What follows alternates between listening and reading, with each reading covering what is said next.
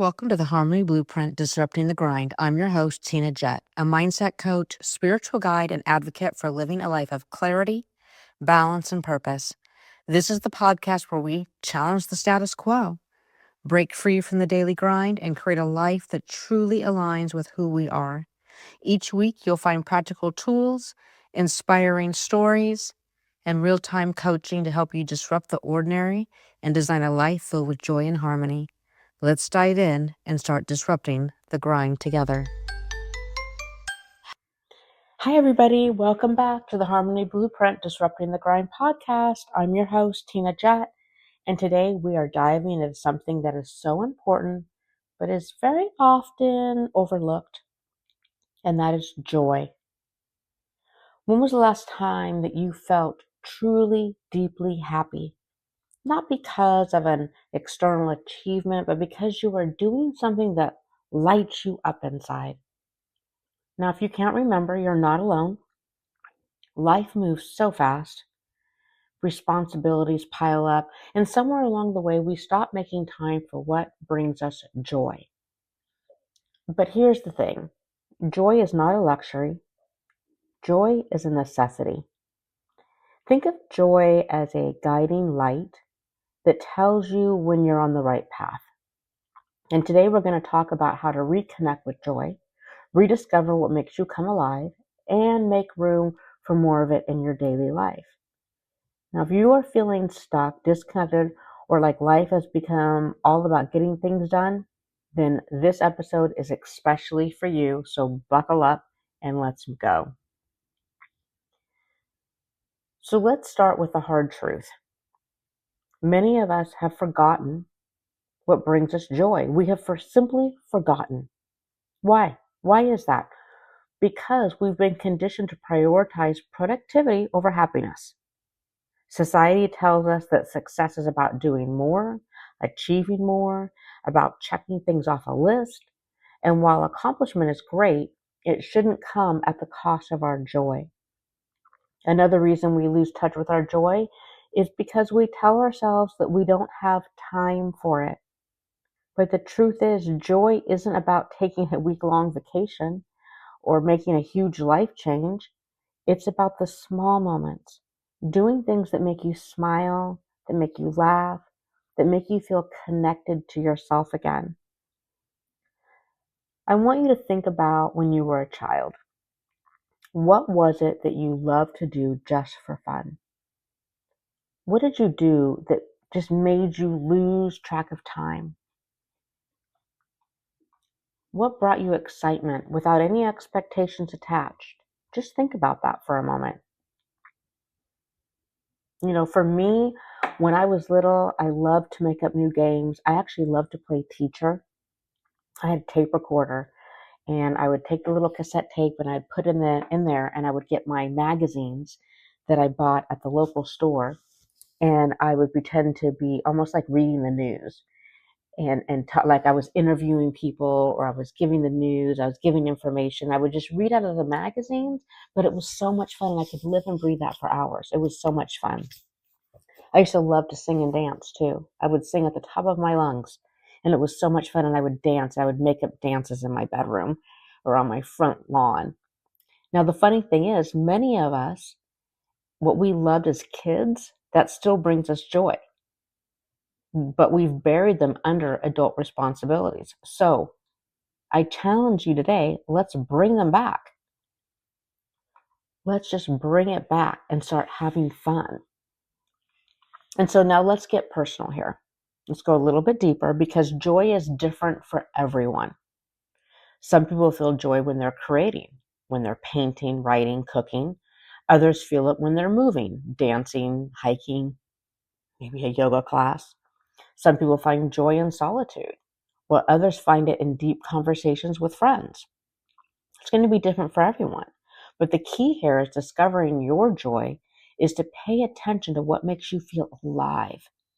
So here's something that you can do. What you can do is you can get a piece of paper, or you can even open up a notes app on your phone. And I just want you to title it My Joy List. And I'm challenging you to write down 5 to 10 things that make you feel genuinely happy. Big or small, I don't care, but just 5 to 10 things that really make you feel happy.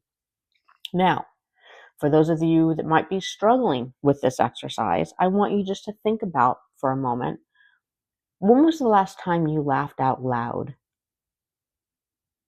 When is it that you feel most like yourself? What is something you wish you had more time for? Now, this could be things like singing in the car, or taking a walk and watching the sunset, having a deep conversation with a friend, baking cookies, reading a book just because. It doesn't matter how simple or how silly it seems. If it makes you happy, it belongs on that list. So as you continue to write your list, or you can always pause this and come back to it, or make your list later. But once you have your list, the next step is so incredibly simple. You just start making joy a daily habit. You don't have to wait for the perfect moment. You can create joy right now exactly where you are, and here's how. You can schedule it. So if it's not on your calendar, it won't happen. So pick one thing from your joy list and make time for it this week. You could turn everyday tasks into joyful moments. You could play your favorite music while you're cooking.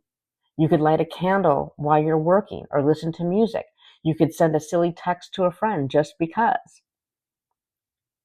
You can also say no to what it is that drains you. One of the best ways to invite joy in is to clear up what's taking space. And if something's not bringing you fulfillment, you want to start by saying no to it. Finding joy in the small moments. Notice the little things, maybe a warm cup of coffee.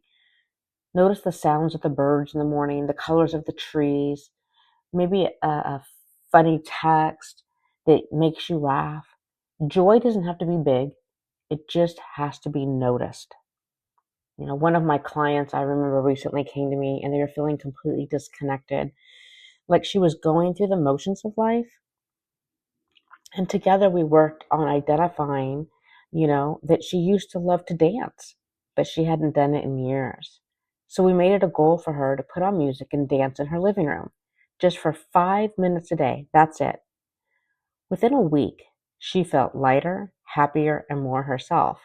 So the takeaway here, what I want you to take away here is that you don't have to wait for joy. You can create it right now. So I want to leave you with one final thought. Joy is not just about feeling good. Joy is really about being in alignment.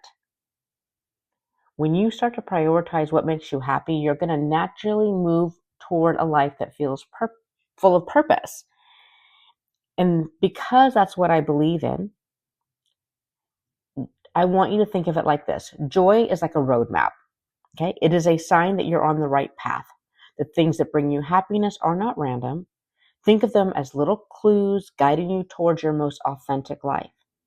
So if you've been searching for purpose, if you've been wondering what's next for you, I want you to start by just following your joy. Remember, joy is a roadmap. And start giving yourself permission to do more things that make you feel alive.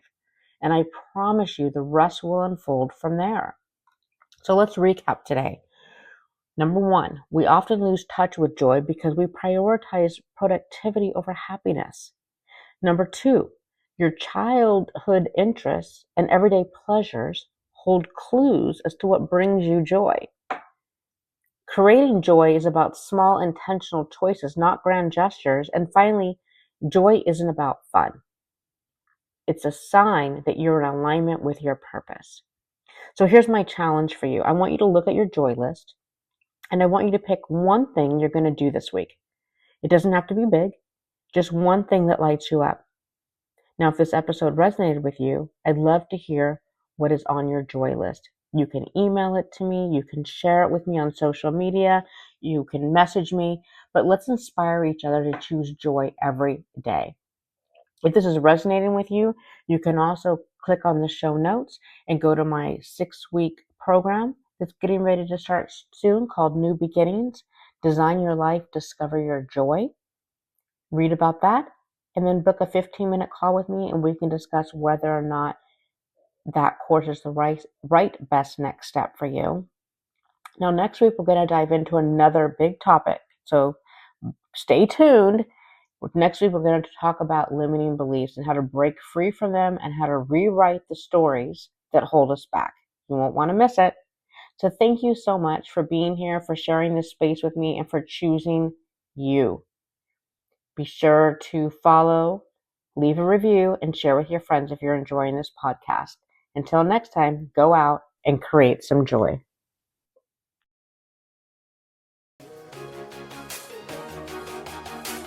Thank you for joining us on this transformative journey with the Harmony Blueprint, Disrupting the Grind.